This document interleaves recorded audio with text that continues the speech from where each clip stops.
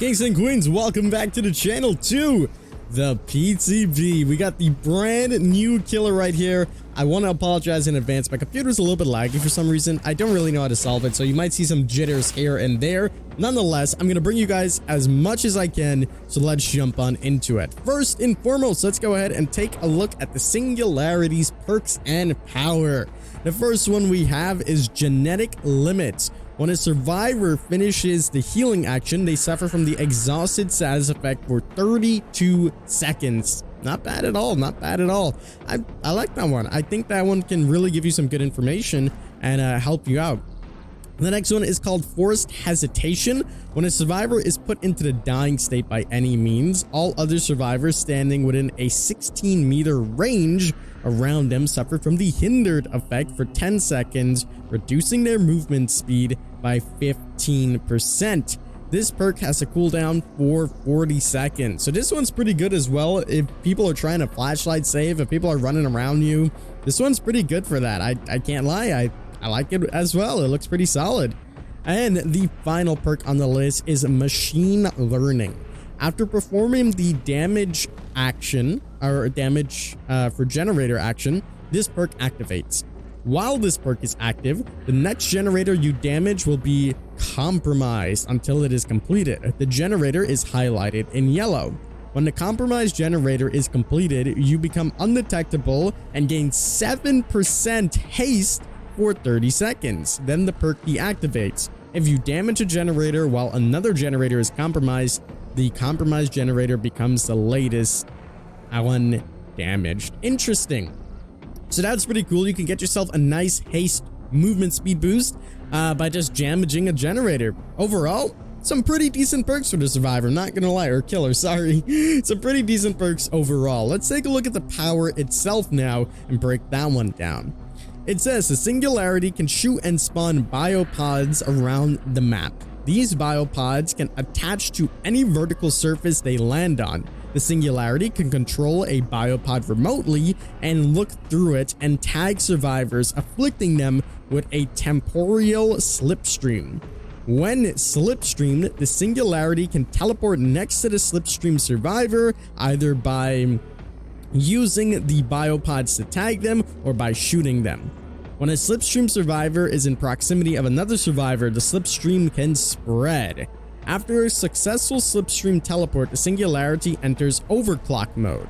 In this state, walls and pallets can be destroyed faster, vaulting speed is faster, and he cannot be stunned by pallets.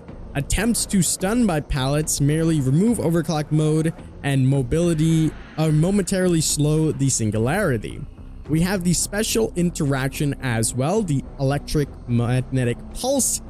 At the beginning of each trial, several supply crates will spawn and become an EMP. Survivors can use the EMPs to remove the slipstream from them or others, or to temporarily disable a biopod. Once used, the EMP is destroyed. So there we go. Though that's the killer perks. We see that he is 4.6, 32 average, so your regular average killer and a bunch of lore. I'm sure you guys can pause if you really care that much and you can read all of it. I'm not the lore guy, you know, it's me. I say that for Poly and Pixel.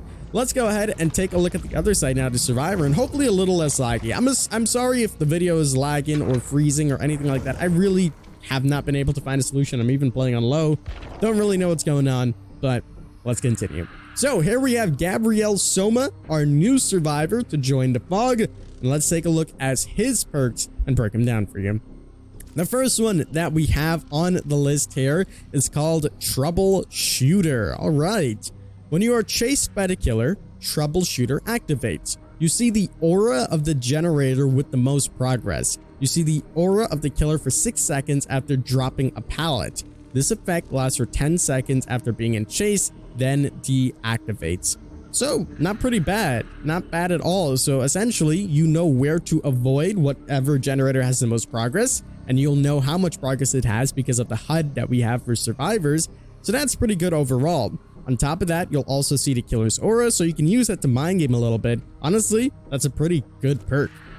The next one we have on a list is called Made for This. Made for This activates while you are in the injured state. You run 3% faster, After you finish healing another survivor, gain the endurance status effect for 10 seconds. Wow.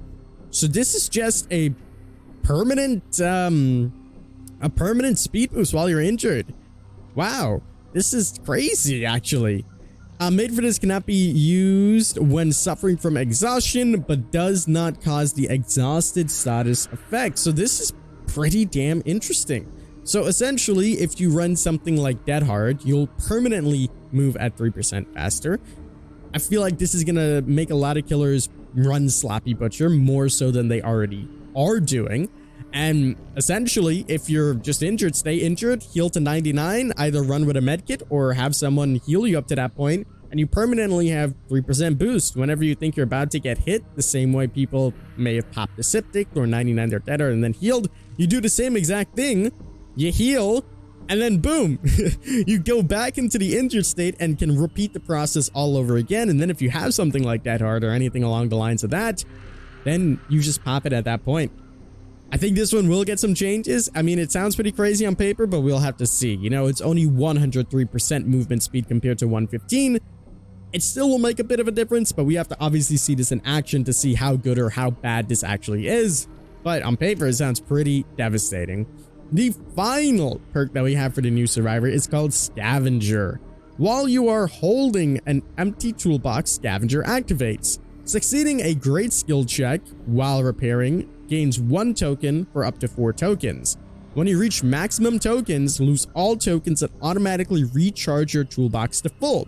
Scavenger is depleted for the remainder of the trial after recharging a toolbox. This perk grants the ability to rummage through an open chest once per trial to gain a basic toolbox. So you can bring in a, really strong toolbox, hit those great skill checks, get another one, and then you can continue to essentially keep using that toolbox. Not bad at all, not bad at all. I think that one's pretty good, and a lot of people are going to really enjoy that one.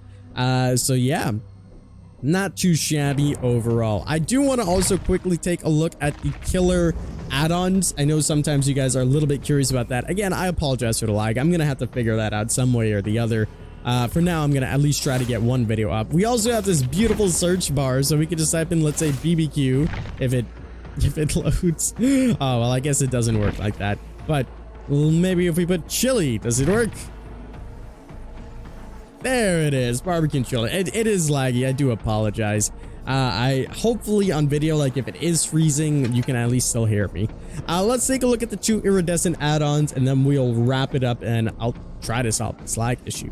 The first one is called Iridescent Crystal Shard. When a biopod is created, gain Killer Instinct on a survivor within 6 meters of the biopod to a maximum height difference of 6 meters, lasting for 5 seconds. So that's pretty good. You can get some good information with that one. And then the next one is called Soma Family Photo. Gives 5% haste after a successful slipstream teleport. Decreases the overclock duration by 50%. Overall, these are looking pretty good. I'm going to quickly try to go one by one through everything. Again, you guys can pause if you want to see it. In our other video later today, we'll break it down a little bit more. Right now, I just want to get this video out to you guys ASAP since I am a little bit laggy. Sort out the issue, and then we can really enjoy everything. Nonetheless, I've been the King. Hopefully we'll be live on Twitch later today, and I hope you guys enjoy this chapter. I tip my crown to you guys, and we'll see you in the fog.